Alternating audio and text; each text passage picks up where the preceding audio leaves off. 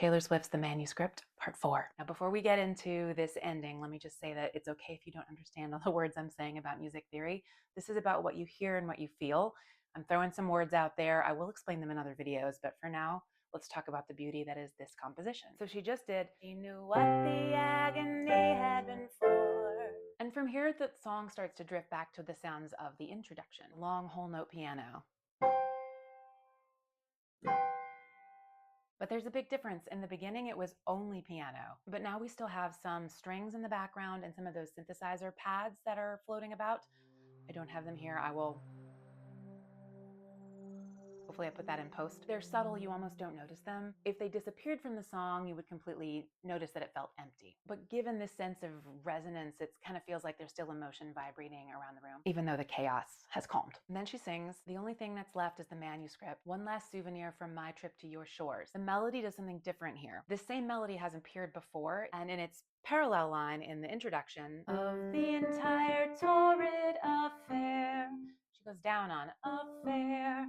But this is "one last souvenir from my trip to your," and you expect it to go shores, but she goes shores.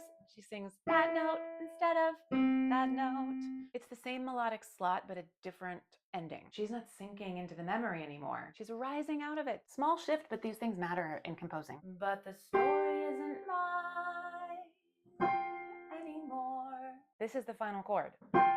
An F suspended 2. It's missing that middle emotion note. Do you remember how in the Fate of Ophelia I started talking about the 5 chord a lot? Well, this is the 4 chord. Again, you don't need to know what that means in a specific music theory kind of way. Your ear wants to hear what it has heard the rest of the song. Isn't mine anymore. Your ear wants that, and then it wants that.